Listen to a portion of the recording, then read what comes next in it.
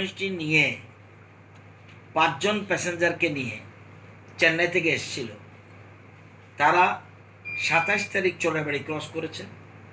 সেখানে তাদের যেহেতু কোনো সিমটমস নেই, সেই জন্য তাদের স্ক্রিনিং করে পাঠানো হয়েছে। কোনো সিমটমস নেই। 27 তারিখ সকালে ক্রস করার পর উদয়পুরে 27 তারিখ রাত্রে পৌঁছেছে। রাত্রে পৌঁছার পর তাদেরকে হোম কোয়ারেন্টাইনে রাখা হলো এবং 5 জন, 5, 2, 7 জন, ড্রাইভার 2 জন, 5 জন, বাইকুড়া গোমতী 3 জন, গোমতী 3 জন, বাইকুড়ার 2 জন, প্লাস ড্রাইভার 2 জন, 7 জনেরই স্যাম্পল কালেকশন হয়েছে। আজকে পাওয়া গেছে যে তামিলনাড়ুর যে ড্রাইভার তার পজিটিভ পাওয়া গেছে। সে যেহেতু তার ক্রস করতে হবে, তার 28-এর মধ্যে পাস করতে হবে, তার পাস 28 তারিখ ছিল, সে চলে গেছে। তার রিপোর্ট আমরা পেয়েছি আজকে, কিন্তু 28 তারিখ সে গতকালই ক্রস করে চলে গেছে ত্রিপুরা। এবং বাকি এখন যে 2 জন আর 3 জন তাদেরকে এখন ইনস্টিটিউশনাল কোয়ারেন্টাইনে রাখা হয়েছে। এদের সবাই নেগেটিভ। ড্রাইভার আর একজনও নেগেটিভ, বাকি 3, 2, 5 জনেরও নেগেটিভ। এখন বাকি যারা এখন যখন জানলো, বাকিরাও যাদের সংস্পর্শে এসছে তাদেরকে চেন খোঁজার কাজ চলছে, তাদেরকেও পরীক্ষা করা হবে। কারো কি পাওয়া গেছে চেন খুঁজে যারা মানে বিভিন্ন জায়গা মানে না, নিশ্চিত তো এই তো বলছি, যখন একজনের পজিটিভ পাওয়া গেল, বাকি 5 জনকে সাথে সাথে ইনস্টিটিউশনাল কোয়ারেন্টাইনে রাখা হয়েছে। 2 জন সাউথে, 3 জন গোমতীতে। এরা ইনস্টিটিউশনাল কোয়ারেন্টাইনে রয়েছে। তারা তো নেগেটিভ, তারপরেও তাদেরকে রেখেছে ইনস্টিটিউশনাল কোয়ারেন্টাইনে। এবং কারণ যদিও এখন নেগেটিভ, এটা যে আগামী দিনে কী হবে বলা যাবে না, কারণ 14 দিনের ব্যাপার রয়েছে, সেই জন্য তারা ফেসিলিটি কোয়ারেন্টাইনে রয়েছে। আর এদের সাথে কারো যদি যুক্ত হয়ে থাকে, সেই চেইন খোঁজা হচ্ছে, তাদেরকেও আগামীকাল স্যাম্পল কালেকশন করা হবে। শিলিগুড়ি পাওয়া যায়নি, আমরা পেয়েছি। শিলিগুড়ির যে কথা বলা হচ্ছে, শিলিগুড়িতে পাওয়া গেছে, স্যাম্পল আমরা কালেকশন করেছি, আমরা পেয়েছি। ড্রাইভারটা কোথায় ছিল?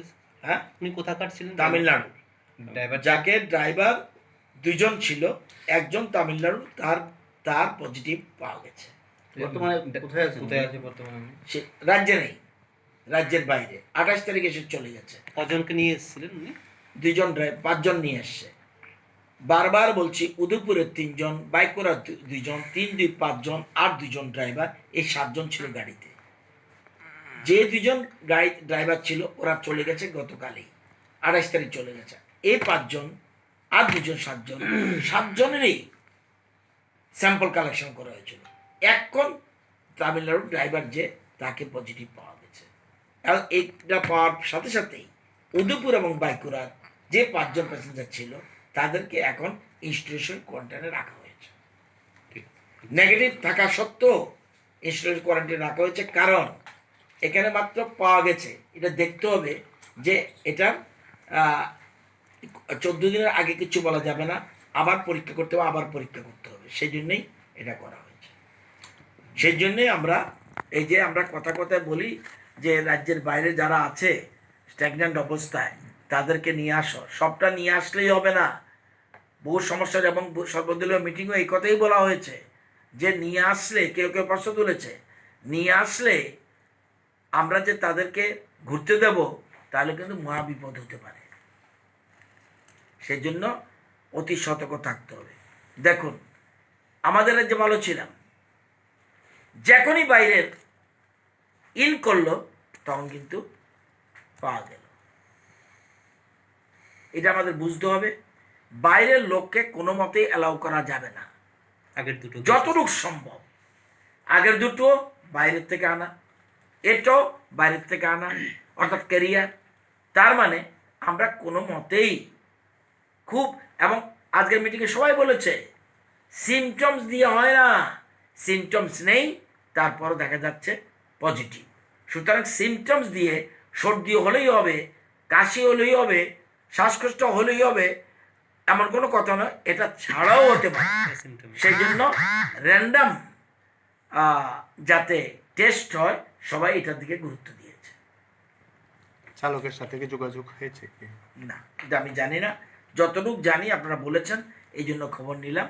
এলো আমার কাছে জানা এতটুকু। এই তথ্যের বাইরে আমি কিচ্ছু বলতে পারবো না। তবু এত ভয়ের কিছু নেই।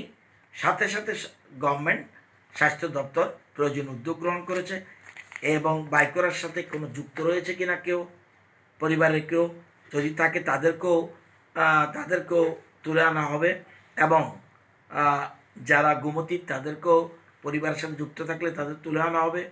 এবং আতঙ্কিত হওয়ার কোনো কারণ নেই, কিন্তু সাথে সাথে একটা কথা মনে রাখতে হবে, সত্য যেন কেউ গোপন না রাখে।